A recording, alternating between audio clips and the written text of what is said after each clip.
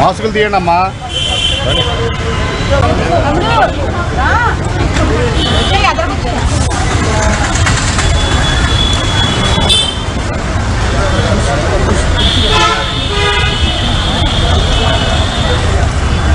శ్రీ నారా చంద్రబాబు నాయుడు గారికి నమస్కారం చెప్పుకుంటున్నామండి. మేము నాగర్పల్లి 36వ వార్డు నుంచి వచ్చాం. నా పేరు వద్దగిరి జ్యోతి. నేను 36వ వార్డు వాలంటీర్గా కొన్ని సంవత్సరాల విధులు నిర్వహించానండి.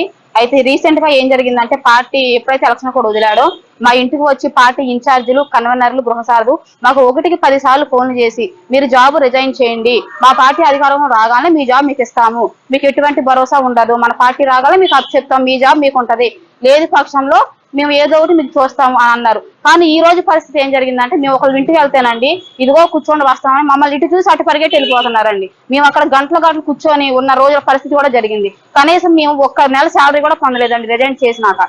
మాకు చాలా అన్యాయం జరిగింది.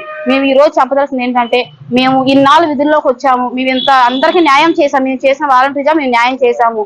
మాకు ఇట్లా వైసీపీ కార్యకర్తలు మాకు అన్యాయం చేసి బలవంతంగా మాతో రాజీనామా చేపించారు.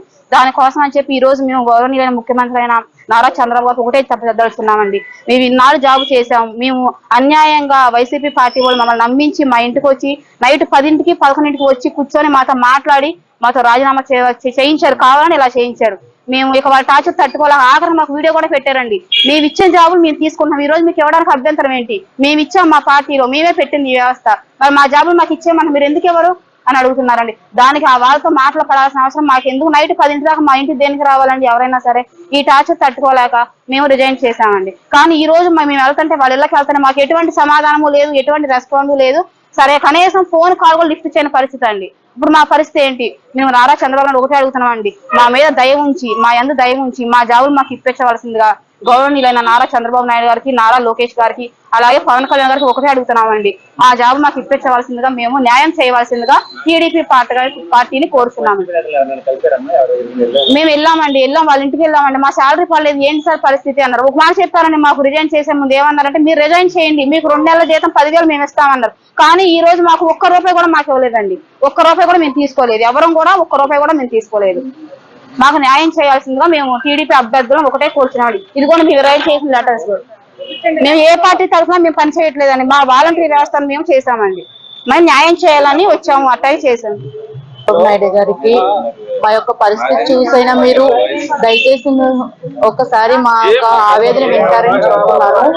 ఏంటంటే అయ్యా, మేము వాలంటరీలుగా 5 సంవత్సరాలు మేము ఏ పరిస్థితిలో ఉన్నా సరే నేను బండి మీద వెళ్ళి ప్రతి ఇంటికి వెళ్ళి ప్రతి పథకాన్ని గురించి మేమైతే చెప్పాము. రాజీనామా మేము చేయము అన్నా సరే మా యొక్క ఇన్ఛార్జీలు ఎవరైతే ఉన్నారో వాళ్ళు వచ్చి రాజీనామా చేయాలి, తప్పదు, మీరు చేస్తేనే ఎదుటి వాళ్ళు కూడా చేస్తారు అని 4-5 సార్లు వచ్చారండి. నేను హ్యాండిక్యాప్డ్ పర్సన్నే, మా వారు కూడా హ్యాండిక్యాప్డ్ పర్సన్. ఆయన కూడా మాకేం ఆధారం లేదండి. ఇచ్చే 5,000 కోసం మేము వాలంటీర్లకే చేసుకునే వాళ్ళము.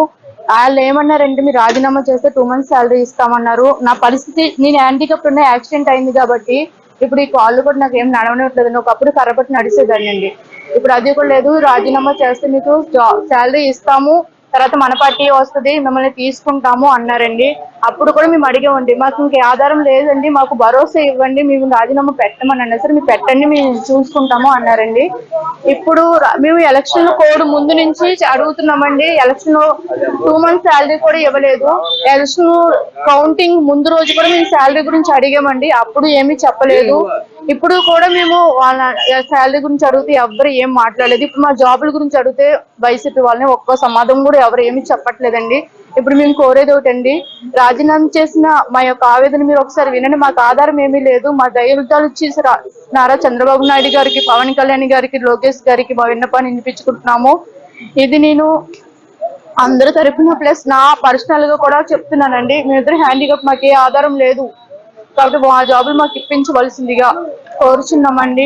ఎందుకంటే మేము రాజీనామా చేసామండి, కానీ పార్టీ వైజ్ గా మేము ఎప్పుడు కూడా చేయలేదు. ప్రభుత్వం ఇచ్చిన పథకాలు ప్రభుత్వం తరఫునే మేము ఏదైనా సేవ చేసాము. వాళ్ళు వచ్చి బెదిరించారు తప్పనే మేము రాజీనామా చేసాము, కానీ వైసీపీ పార్టీ తరఫున మేము వాళ్ళకి ఇది ఓటు మేము అయితే తిరిగి చెప్పింది అయితే ఏమీ లేదండి.